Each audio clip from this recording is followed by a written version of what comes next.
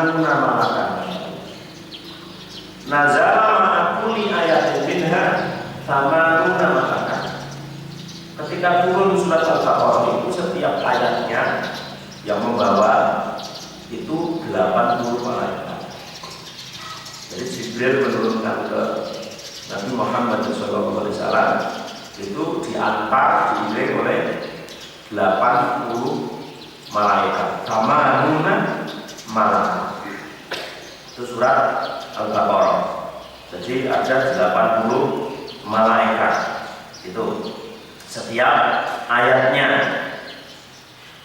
Wastukhrijat Allahu la ilaha illa huwal hayyul qayyum min tahtil 'arsy. Kemudian ayat yang berbunyi Allahu la ilaha illa huwal hayyul qayyum atau yang terkenal dengan sebutan ayat kursi itu dikeluarkan dari arsy. Itu keluar dari arsy. Diiring 80 malaikat. Kemudian ayat yang berbunyi Allahu la ilaha illa huwal hayyul qayyum itu keluar dari arsy. Famusilat biha atau famusilat di surat Al-Baqarah. Kemudian disambungkan dengan surat Al-Baqarah. Ayat kursinya tadi disambungkan dengan surat Al-Baqarah. Nyambung terus. Itu keutamaannya seperti itu. Surat Al-Baqarah.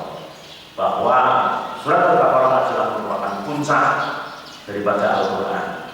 Pada saat diturunkan setiap ayatnya bersama dengan 80.000 malaikat. Dan ayat kursinya, sebagian ayat yang ada di dalam surat Al-Baqarah itu adalah dikeluarkan dari arsy, dikeluarkan dari arsy, kemudian disambungkan kepada surat Al-Baqarah. Dalam riwayat yang lain,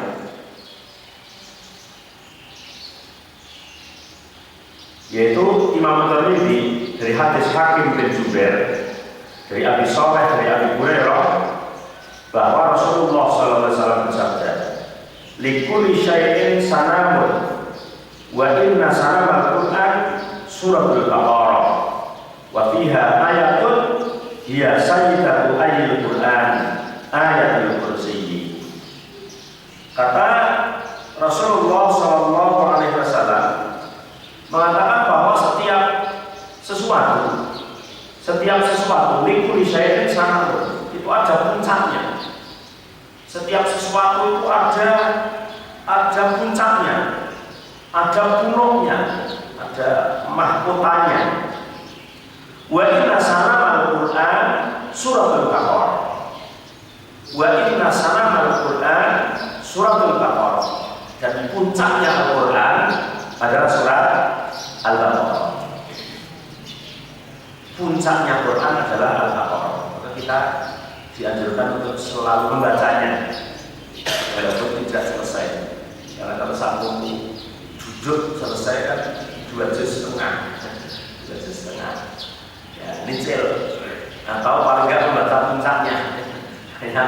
Ayat kursi. Wa fiha ayatun hiya sayyidatu ayil Qur'an. Bahkan di dalam surat Baqarah itu ada suatu ayat yang menjadi imamnya, menjadi penghulunya Al-Quran, yaitu adalah ayatul kursi, ayat kursi. Jadi surat Baqarah menjadi puncaknya Quran, dan di dalam surat Al-Baqarah itu ada ayat kursi yang menjadi penghulunya Al-Quran, menjadi pemimpinnya Al-Quran, yaitu ayat kursi.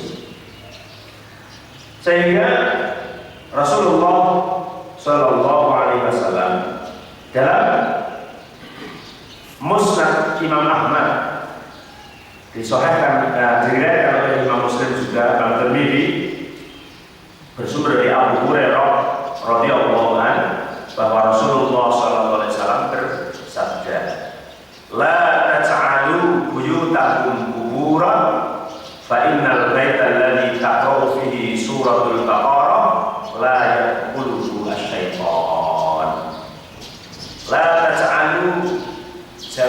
sekali-kali kalian menjadikan buyutakum rumah-rumah kalian kuburan, dijadikan sebagai kuburan.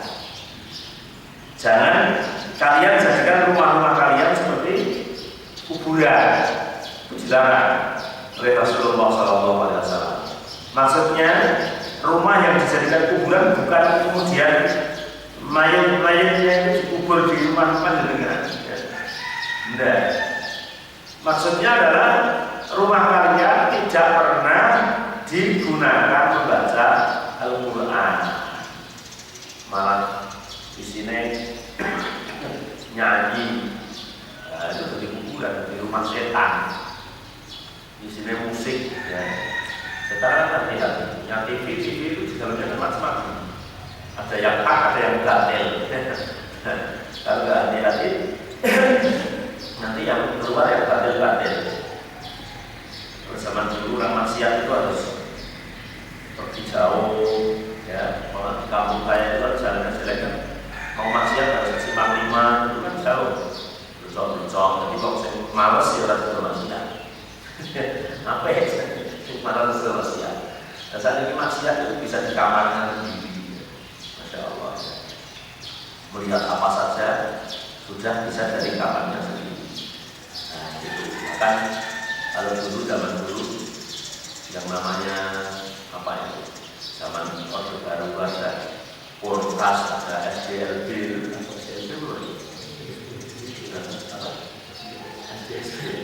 itu kan kalau mau beli kan juga harus keluar ke bandar-bandarnya, itu harus keluar dan tidak tentu di kampungnya ada. Itu pun kalau jalannya jelek juga harus bersusah payah. Nah sekarang bisa di kamar.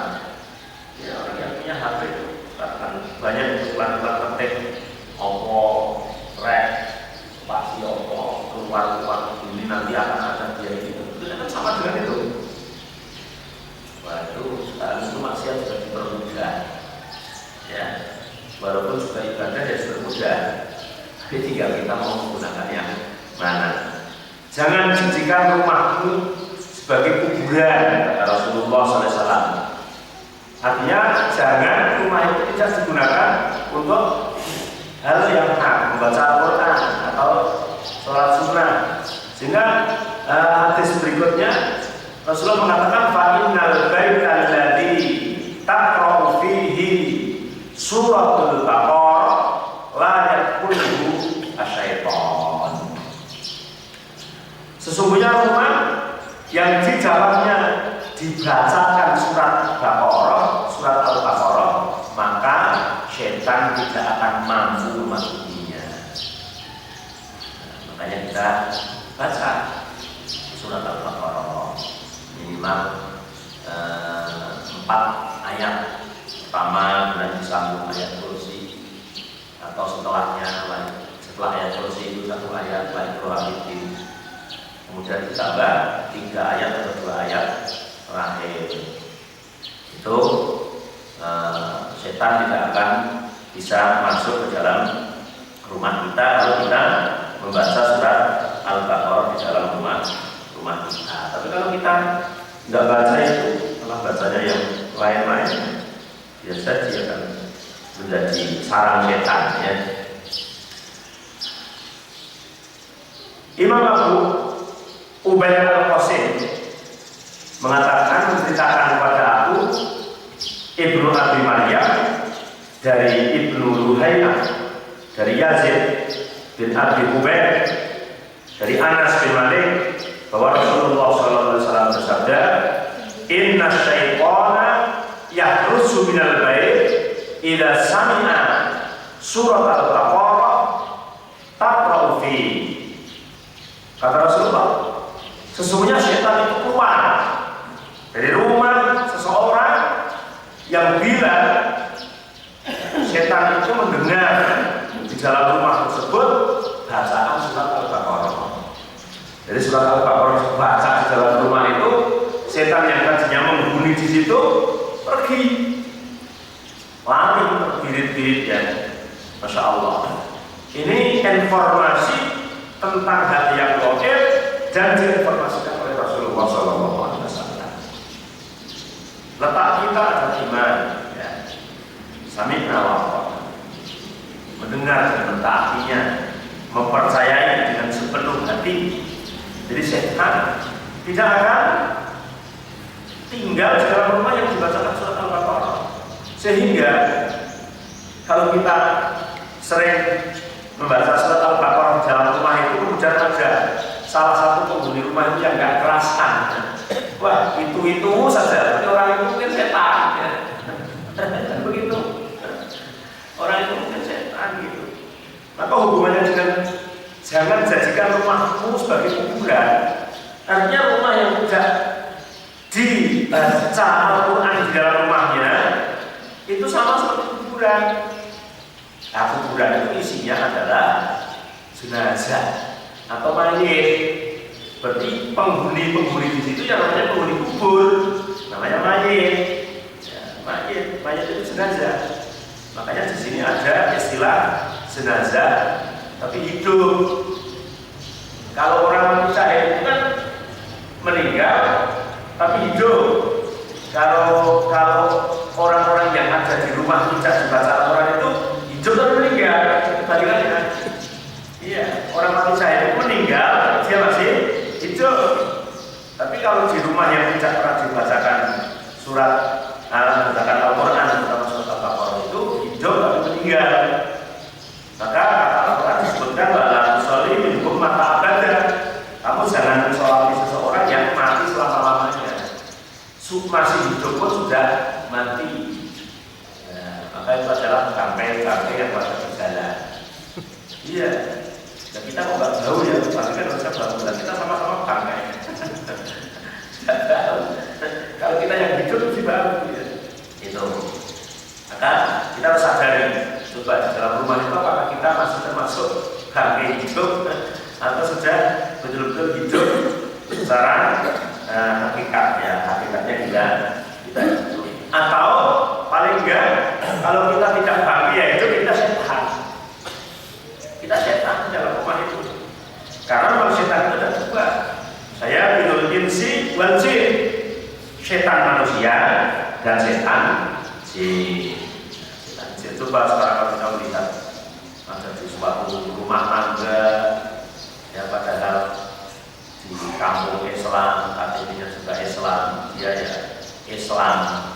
Tapi kemudian bangunnya rata-rata bareng rumah itu jam 7, jam 9, karena hari Minggu mungkin hari libur itu ya, jam 9 belum ada bangun semua itu kan. Kira-kira memperlihatkan kalau kayak gitu wajah-wajah sahabat, wajah ulama, wajah setan. Itu wajah-wajah setan. Menurut saya ya, Masya Allah. Iya. Karena kemudian dalam suatu hadis yang di dalam menjelaskan tentang sholat fajar itu kan, menjelaskan orang kalau tidur sampai menjelang subuh itu setan itu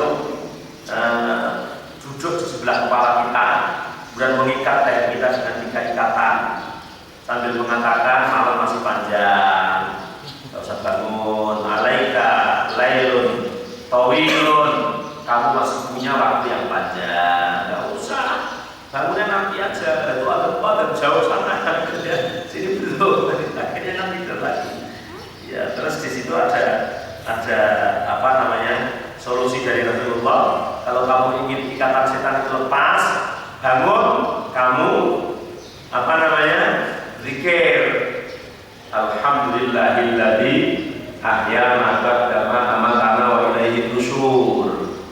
Ya, maka ikatan setan lepas satu.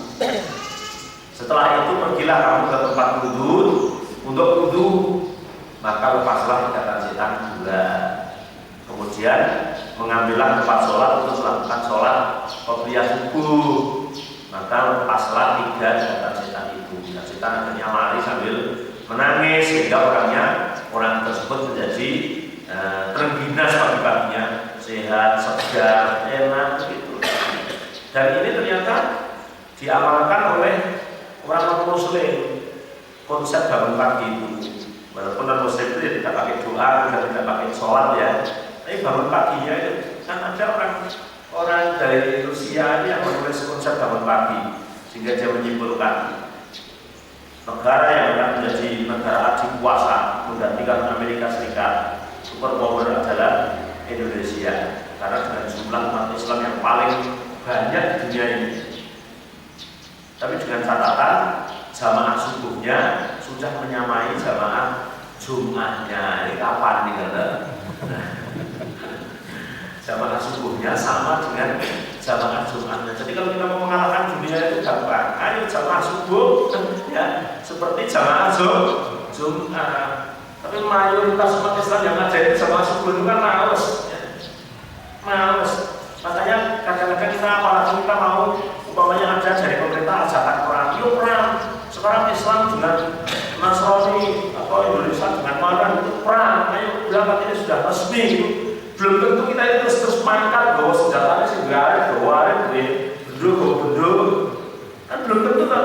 Mesti orang Melayu, mesti anak mesti cilik-cilik kan siapa sih ngono.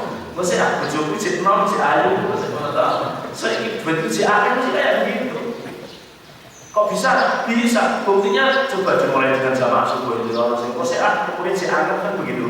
Padahal jamaah subuh itu tidak berpeluang mati. Kalau jihad kan berpeluang mati. Mesti awal-awal. Mesti awal-awal. Jamaah subuh yang tidak berpeluang mati mesti awal-awal. Nah, semangat kita harus diukur seperti itu. Begitu juga tentang masalah keutamaan namanya.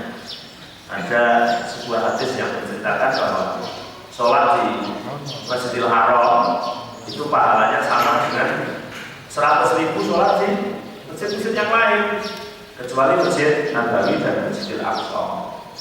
Kemudian ada yang mengatakan saya ingin sekali sholat di Masjidil Haram. Pokoknya kalau saya bisa punya rezeki, bisa umroh atau bisa haji, udah waktu saya habiskan di masjid sholat terus karena pahalanya begitu banyak. Nggak bisa janji kok kayak gini, nggak bisa. Panjenengan harus mulai belajar dari di rumah. Coba di rumah itu panjenengan sholat sendiri di rumah itu 1, sholat di masjid itu 27. Pilih yang mana? Gitu. Ternyata banyak pilih yang 1 kan gitu ya. Banyak pilih yang 1. Masalahnya apa? Kalau dikatakan begini mungkin dia nggak terima gitu ya. Nah, kerja di situ bayarannya 1.000. Kerja di situ bayarannya 27.000. Padahal kangelannya podo. Kok pilih cuma yang 1.000 saja sih ini lah. Begitu. Tapi kan nggak sadar seperti itu ya. Nah, Masya Allah. Nah itu mungkin karena di dalam hati kita masih dipenuhi oleh setan-setan tadi. Maka mulailah di rumah kita dibacalah surat Al-Baqarah, dibacakan Al-Quran, dibuanglah hal-hal yang berpeluang setan itu untuk kerasan di dalam situ. Di antaranya ada gambar-gambar makhluk hidup. Dengan kadang-kadang punya guru yang sangat disegani, yang sangat hormati. Nah, kemudian misalnya masih ditempel. Kalau sholat sunnah di rumah lihat gurunya gambarnya di situ, singgungnya panjang, serbannya rasanya kusuk, salah gitu ya. Kusuknya dari setan. Karena gambar-gambar yang nyala itu setan tidak akan, malaikat tidak akan masuk. Justru yang terasa di situ adalah setan. Kemudian di dalam rumah itu banyak musik-musik, nyanyian. Kalau dulu yang namanya musik itu kan membaik kamar untuk dorong, enggak namanya apa gitar, ada ini. Sekarang kan cukup di segini kan sudah lengkap ya, musik plus biduannya kan ada di sini ya. Ya, jadi sekarang peluangnya Masya Allah seperti itu harus kita hindari. Kalau enggak ya udah jadi sarang setan. Kalau menjadi sarang setan, panjenengan mesti malas untuk melakukan sesuatu hal yang baik, apalagi ajakan jihad, ya, ajakan sholat subuh saja masih malas. Nah, kalau ingin menang, menguasai muslim ini, mari ke jamaahnya tingkatkan. Alhamdulillah di Mekah, Madinah itu suatu masjid yang tidak pernah sunyi dari jamaah sholat 5 waktu. Saya itu pernah coba mau cium hajar aswad. Kalau habis maghrib mesti banyak orang, habis isya banyak orang. Jam berapa ya? Jam 11 banyak orang. Jam 1 menjelang subuh. Siang-siang pas panas-panas penuh terus, pernah saya tidak menemukan. Alhamdulillah semangat dari penjuru dunia. Nah, harusnya kesemangatan itu tidak parsial, tidak ketika di Mekah saja, tapi ketika sampai rumah juga masih semangat. Kata yang di sana tuh masya Allah semangatnya. Kalau berangkat subuh itu jam 3, setengah 3, jalan 2 kilo, 3 kilo dari hotel menuju ke Masjidil Haram dengan jalan kaki, masya Allah. Sampai di rumah lupa, ya. Di rumah lupa. Itu hanya parsial. Yang artinya Allah Taala itu hanya di Mekah saja, ya. Di bukit ke sana nggak ada Allah kan itu. Ya. Di tempat lain enggak. Tuh. Kemudian Rasulullah SAW dalam riwayat yang lain, ya, dalam riwayat yang lain, yaitu dalam riwayat Abi Ahwas dari Abdullah Ibni Mas'ud, Rasulullah mengatakan, Inna syaitana yafirru minal bait yasma'u fihi surat al-Baqarah. Kalau tadi kan menggunakan kata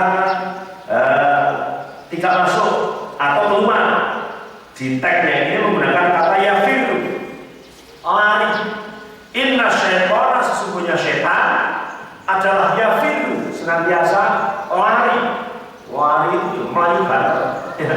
Minal baiti, dari rumah, yasma'u, yang setan itu mendengar, fihi, di dalam rumah tersebut, surat al-Baqarah, surat al-Baqarah. Jadi ketika mendengar surat al-Baqarah, setan itu lari, bukan hanya keluar dengan pelan-pelan, tapi setan itu lari, betul-betul lari. Masya Allah. Ini informasi dari Rasulullah SAW. Ini jadi lari. Nah, maka dari itu kita sering saja membaca Al-Quran, membaca surat Al-Baqarah, dan juga surat-surat yang lain. Dalam riwayat yang lain, yaitu dari Ahmad bin Kamil, dari Abu Ismail, Imam Tirmidzi mengatakan bahwa Rasulullah SAW pernah bersabda,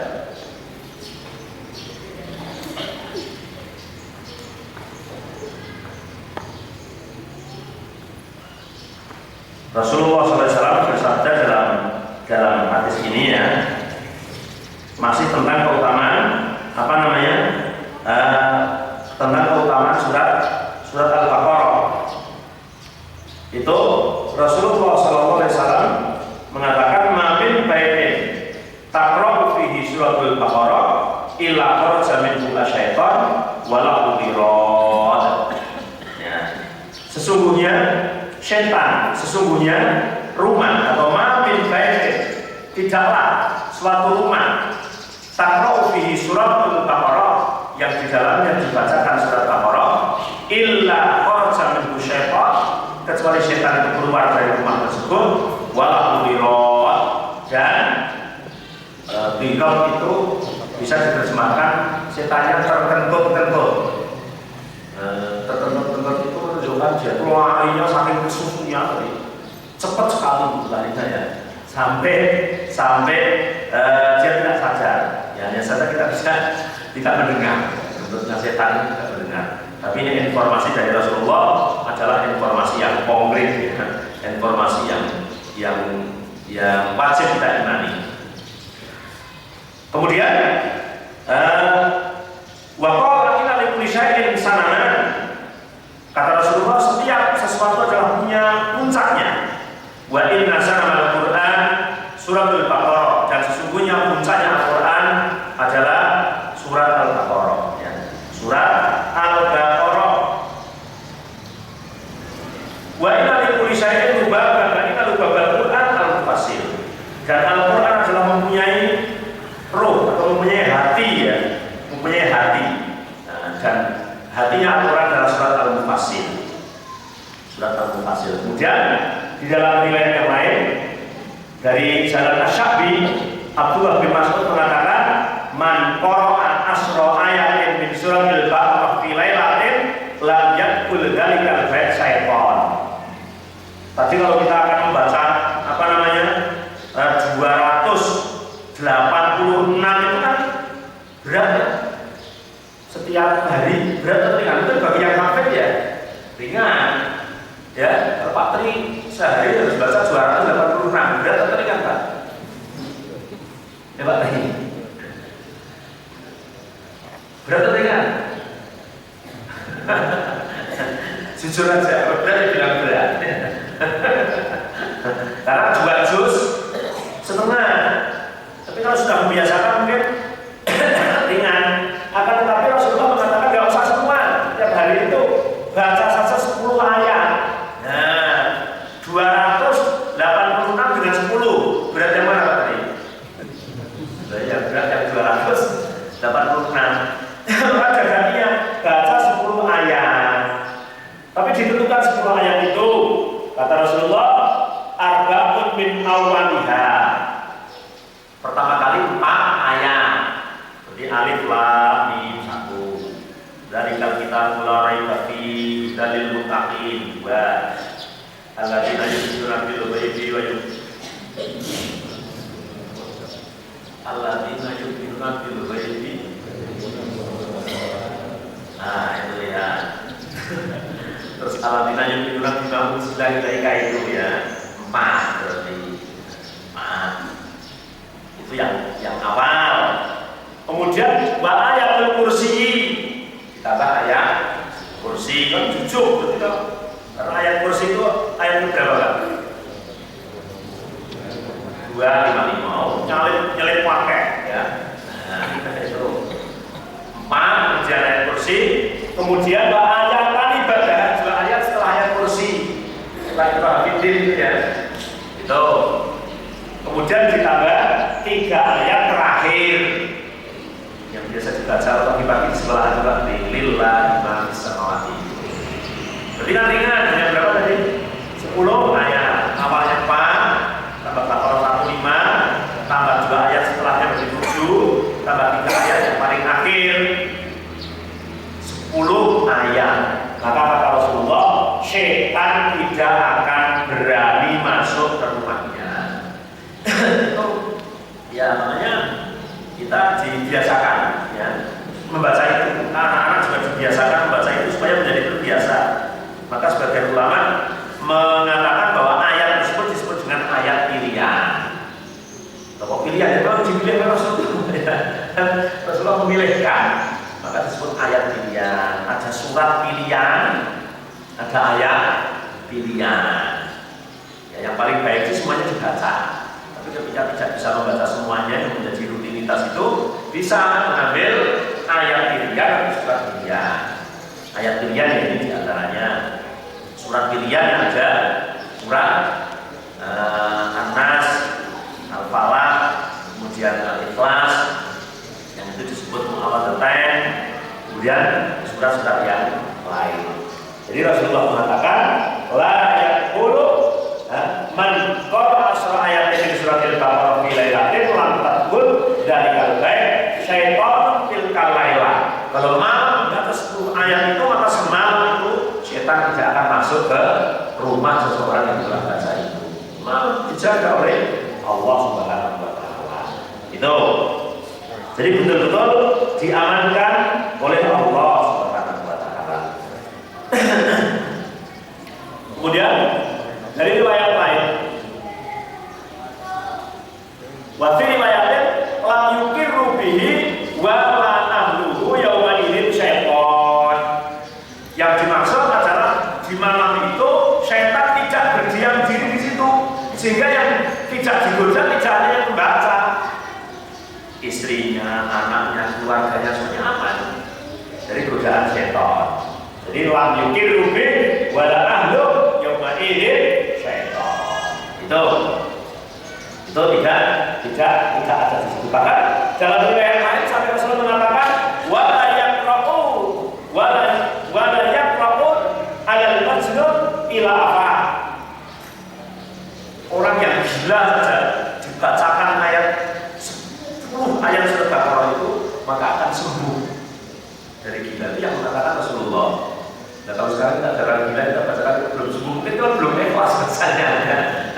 Bukan hadisnya yang salah, kita bacanya belum ikhlas, belum fasih, belum khusyuk, kan begitu. Bacakan lagi. Jadi kalau ada orang gila itu bacakan 10 ayat surat Al-Baqarah itu 4 ayat. Pertama ayat kursi, 2 ayat setelah ayat kursi, dan 3 ayat paling akhir. Maka kata Rasulullah, illa faqo, kecuali orang gila itu sembuh dari gilanya. Dan dalam riwayat lain Rasulullah juga bersabda, inna li kulli syai'in sanaman wa inna sanamal Qur'an al-Baqarah wa inna man qara'a fi baitihi lailan lam yadkhul asy-syaitan salasa layalin wa man qara'a fi baitihi naharan lam yadkhul asy-syaitan salasa ayamin. Masyaallah. Ini sesungguhnya segala sesuatu itu mempunyai pulau atau mempunyai puncak. Wa inna sanamal Qur'an al-Baqarah, dan puncaknya Quran adalah Baqarah. Barang siapa yang membaca di rumahnya malam, maka setan tidak akan masuk ke rumah itu 3 malam. Jadi dengan tadi malam minggu bacanya malam minggu, malam Senin, malam Selasa, setan bebas tidak masuk ke rumahnya. Ya. Dan barang siapa yang membaca di siang hari, maka setan tidak akan masuk selama 3 hari. Siang ini kita baca ya, Ahad, Senin, Selasa, setan bebas tidak masuk ke rumah orang yang telah membaca surat Al-Baqarah itu. Dibaca dengan fasih, dibaca dengan khusyuk, dibaca dengan merenungi maknanya, kejadiannya, insya Allah ya lebih maka tepat sekali ketika masjid kemudian juga ada di samping pembelajaran tafsir ada pembelajaran bahasa Al-Quran. Di sini masih saya sebenarnya. Nah, yang kuat itu nggak kaset. Jangan pernah bilang kalau belajar itu kaset. Kaset itu ada bahasa terlambat. Wes aku semua kok tak ora sampai mbok ke wae. Jangan belajar. Karena orang yang belajar baca Quran itu kata Rasulullah, kalau orang yang sudah lancar, membacanya lancar, fasih, maka dia ma'al kirami safaril garoro, bersama dengan malaikat yang kencang-kencang terbangnya, jadi segera langsung dijemput ke surga. Tapi orang yang tak takut, yang terbata-bata dalam membaca Al-Quran, falahu ajroni, menyatakan Rasulullah mendapat 2 pahala membacanya dan pahala kesulitannya. Kalau sudah tua belajar Al-Quran kan sulit ya. Nah, sulit sekali suruh mengucapkan huruf do, sulit ya. Tapi itu pahala bisa asalkan tetap masih mau belajar ya. Ketika sudah bisa ujian, masya Allah, faedahnya satu-satunya ucapan, satu-satunya ungkapan, bacaan yang dibaca mendapat pahala tanpa mengetahui maknanya hanya Al-Quran. Yang lain tidak ada. Ya, apalagi Quran. Iya. Wong hadis saja itu dibaca saja tanpa dipelajari, hanya baca itu tidak dapat pahala. Dapat pahalanya dikaji, dipelajari. Kalau yang disuruh untuk ibadah itu hanya membaca, itu hanya Al-Quran. Maka sehingga Rasul mengatakan khairukum man ta'allama al-Qur'an wa 'allama. Sebaik-baik kalian adalah orang yang belajar Al-Quran, kemudian setelah bisa kemudian mengajari yang lain. Belajar sendiri kemudian mengajari yang lain. Makanya kata Rasulullah SAW dalam riwayat selanjutnya, dalam hadis yang selanjutnya, Rasulullah SAW bersabda tentang masalah Al-Quran ya, tentang masalah Al-Quran. Rasulullah mengatakan belajarlah Al-Quran, pelajarilah Al-Quran, karena sesungguhnya berupa Al-Quran bagi orang yang mempelajarinya dan membacanya dan mengamalkannya seperti sebuah wadah yang penuh minyak kasturi ya, penuh minyak kasturi, yakni bau wanginya menyebar ke setiap tempat. Dan perempuan orang yang mempelajarinya lalu dia tidur, sedang Al-Quran telah dihafalnya, seperti wadah minyak kasturi yang tertutup, di dalamnya terdapat minyak kasturi tapi tidak menyebar ke mana-mana ya. Jadi kalau yang membaca, nah, itu kayak minyak yang disebar-sebarkan. Tapi kalau yang tidak dibaca, berarti seperti minyak kasturi di dalam wadah yang tertutup rapat, sehingga baunya tidak menyebar ke mana-mana. Ya, yang akan datang insya Allah mawaroda fi fadliha ma'al Imran. Keutamaan surat Al-Baqarah beserta dengan surat Al-Imran, itu surat setelahnya. Jadi di membahasnya Alif Lam Mim mungkin pertemuan ketiga dari ini ya. Jadi masih cukup setelah itu supaya kita semangat dalam membaca surat Al-Baqarah. Dan nanti juga penasaran artinya apa. Oh, ada Alif Lam Mim berarti artinya apa? Besok bahasanya nggak boleh ditanyakan sekarang. Belum sampai pembahasannya ya. Ya, sekian. Persilakan kalau ada yang bertanya.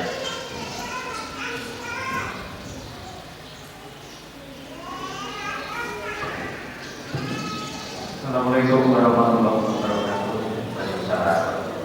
Tadi Ustaz menjelaskan bahwa surat Al-Baqarah itu puncak, sedangkan Al-Fatihah itu inti. Iya betul. Kemudian maknanya gimana itu? Satu. Ya. Yang kedua, kalau memasang gambar di rumah, gambar itu berarti itu mendatangkan setan.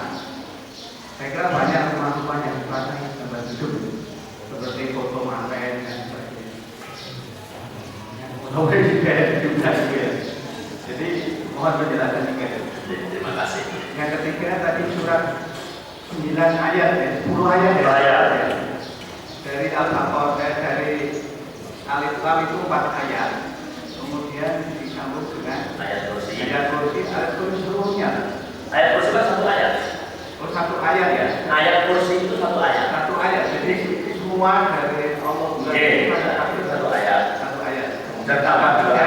Ketiga terakhir ayat 3. Dua ayat dulu. 2 ayat setelah ayat kursi adalah Iqra itu. Oh iya. Ya, kemudian ke ayat terakhir dari Lillahi. Yang itu hanya mereka. Terima kasih. Assalamualaikum warahmatullahi wabarakatuh. Kalau Rasulullah mengatakan bahwa Fatihah umul kita, kemudian Rasulullah mengatakan bahwa Al-Baqarah puncaknya Al-Quran. Nanti Rasulullah mengatakan ayat kursi sebagai hatinya Al-Quran. Kemudian nanti Rasulullah mengatakan dalam surat yang lain tentang keutamaan surat Tabarok. Kemudian tentang menjelaskan keutamaannya surat Muawwadzatayn, Qul a'udzu binnas dan Qul a'udzu bifalaq. Antara hadis satu dengan hadis yang lain itu tidak saling bertentangan, tapi saling menguatkan. Artinya bahwa semuanya ayat Al-Quran itu yang sebagian mendapat jumlahnya 6.666 ayat karena itu bilang kalau membuktikan coba dengan menghitung sendiri gitu. Dan jumlahnya adalah kalau suratnya 114 surat, juznya 30 juz. Ini semuanya adalah penting, semuanya adalah inti, semuanya adalah utama. Keutamaan itu Rasulullah memberikan informasi terkadang beda-beda. Al-Fatihah dijuluki umul Quran, induknya Al-Quran. Seolah-olah Al-Quran semuanya itu keluar dari Al-Fatihah. Karena kalau kita lihat bahwa makna Al-Fatihah itu mewakili seluruh surat yang ada. Kemudian kalau Allah mengatakan bahwa Al-Baqarah adalah puncaknya, mungkin yang dimaksud puncak itu ya kalau orang mendaki sudah sampai puncaknya itu sudah mendapatkan surat Al-Baqarah itu. Ini menunjukkan sebuah keutamaan antara hadis satu dan yang lain tidak saling bertentangan tapi justru saling menguatkan. Nah, ada pun gambar yang ada di rumah itu memang fenomena seperti itu ya. Sebagian ulama ada yang mengatakan kalau mau nempel gambar ya jangan yang hidup, diperkirakan gambar itu tidak hidup. Contohnya setengah badan, itu tidak hidup. Tapi ya ada orang yang tetap saja jangan. Ya. Kalau kita punya foto manten, untuk kenang-kenangan disimpan aja yang rapi, nek kangen bukan, jangan dipajang. Ya. Karena kalau dipajang itu jelas Rasulullah mengatakan latat puluh malaikat fihi kaitun wala suratun. Ya, malaikat itu akan masuk dalam rumah yang ada anjingnya dan ada gambar yang dipajang dan statusnya sama. Maka ya kita harus berubah. Memang berubah itu hal yang berat, tapi kalau kita ingin dan semangat nanti menjadi nikmat tersendiri ya. Nikmat sendiri. Dulu pernah, bukan dulu ya, kemarin ada santri pripat di rumahnya tapi sekeluarga. Pripat, dia itu orang kaya, kemudian hias-hiasannya itu macam-macam di lemari, di tag kaca itu kan. Ya ada gambar manten, gambar ini, bahkan ada patung-patung kecil-kecil, wah indah sekali itu. Nah, dan ternyata seminggu sekali ngaji nanya, ini boleh enggak? Jalannya ini nggak boleh, enggak. Artinya ini kepung. Terus yang itu jawabannya minggu depan lah, minggu depan jawab lagi, ambil, baru sampai habis akhirnya. Biasa-biasa itu, jadi yang sifatnya nggak boleh itu sampai habis. Dan nggak mana-mana Pak, enggak, karena kalau saya mendengar itu adalah Rasulullah saya samina atau hidayah gitu ya. Ya mungkin awalnya berat, karena apalagi tadi gambar-gambar kenang-kenangan macam-macam mungkin ditempel di kamarnya, itu kan rasanya itu merupakan suatu keindahan tersendiri gitu ya. Tapi kalau kita bisa melihat nasihatnya Rasulullah seperti itu ya, maka ya kita lebih mendekatkan pada apa yang disampaikan oleh Rasulullah Shallallahu Alaihi Wasallam. Jadi ya dari sedikit demi sedikit lah, karena semua larangan itu belum tentu bisa sudah ditinggalkan oleh banyak orang. Nah, contoh sekarang masalah merokok, pemerintah kan ada posing, caranya gini. Masalahnya kan nggak mungkin pemerintah itu tiba-tiba tutup pabriknya kan demo kan usah kira-kira, mau tutup tempat prostitusi saja di demo, kemudian tutup pabrik rokok kan itu. Tapi ditulis sih rokok awalnya itu mengurangi kesehatan, izin kurai sodomoso, ya. Oke, hanya mencoreng. Terus ganti menyebabkan penyakit jantung, kanker, gangguan kehamilan. Malah masuk sing rokok melarang sing hamil wong itu kok. Nah, akhirnya sampai sekarang ditulis rokok membunuhmu. Coba kalau dengan beli roti atau gorengan di dalam bungkus yang ditulis roti ini kalau dimakan kamu akan mati. Kira-kira kita beli nggak? Tidak. Kenapa? Takut. Tapi di tulisan rokok itu mungkin tulisannya saking bagusnya, saking kecilnya, saking apanya, sehingga ternyata banyak yang tidak bisa membaca. Kalau saya pernah diceritakan orang yang ketemu orang yang punya pabrik jarum itu, keluarganya belas nggak ada yang rokok. Dianya, anaknya dilarang rokok. Ketika ditanya oleh teman itu, kenapa kamu punya pabrik rokok? Padahal uang kamu itu hasil dari rokok, keluarga nggak boleh merokok. Saya kan tahu kalau merokok itu nggak kesehatan. Mana mungkin keluarga saya supaya nggak sehat, saya uang banyak dalam keadaan keluarga nggak sehat kan susah gitu. Jadi saya uang banyak itu untuk mensejahterakan keluarga. Dari keluarga saya larang untuk mengkonsumsi sesuatu yang menjadikan tidak sehat, terutama adalah rokok. Berarti kamu kan telah menyakiti banyak orang. Barang yang tidak sehat dijual di umum. Ya enggak, saya kan sudah memberikan tulisan bahwa rokok itu membunuh. Nah makanya orang yang beli itu khusus orang yang buta huruf saja. Makanya kalau mau melihat orang buta huruf itu orang yang rokok itu orang yang tidak bisa membaca. Artinya larangan seperti itu belum tentu bisa ditinggalkan oleh banyak orang. Kita harus dari sedikit demi sedikit, insya Allah. Gimana?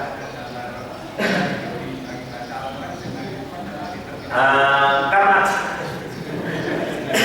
dalam Al-Quran mengatakan wala talbisul haqqa bil batil wa taqtumul haqqa wa antum ta'lamun. Jangan kau mencampur adukan perkara yang hak dengan yang batil. Gambarannya itu gini, jangan wudu tapi memegang bulumu dipegang terus sambil wudu berulang kali kan tetap tidak akan sambungnya. Iya. Jadi bulu kita dipegang sambil kita wudu. Terus wudu tetap tidak akan sah karena memegang kemampuan itu termasuk batalnya wudu. Wudu sambil pegangan itu terus tidak sah. Itu seperti itu kata Rasulullah itu yang Allah tidak akan menerima yang baik karena Allah itu baik. Allah tidak menerima sedekah dari yang haram, sehingga bahwa kita melakukan hak itu harus meninggalkan yang batil. Makanya amrun bil ma'ruf wa nahyun 'anil munkar, memerintahkan sesuatu yang baik dan meninggalkan sesuatu sesuatu yang mungkar. Yang baik sedikit demi sedikit kita lakukan, yang mungkar sedikit demi sedikit kita hindari. Yang memang tidak semudah ini, yang pelan-pelan dan sedikit. Commerce saja dulu diharapkan oleh Islam juga bertahap ya. Yang penting kita aja niat untuk kesana, niat untuk merubah, niat menjadi baik, insya Allah lah. Karena memang meninggalkan kebiasaan lama yang sudah menjadi biasa, walaupun hal itu tidak baik, itu merupakan suatu hal yang sangat sulit. Tapi ada usaha kesana benar. Kalau ada usaha, insya Allah usaha itu yang dinilai mahal oleh Allah Subhanahu wa Ta'ala. Begitu Pak. Sudah jam 6? Ada lagi? Kalau tidak ada, ya sudah sampai di sini. Semoga bermanfaat. Insya Allah sambung yang akan datang. Subhanallah wa bihamdihi. Asyhadu an la ilaha illa anta astaghfiruka wa atubu ilaik. Assalamualaikum warahmatullahi wabarakatuh.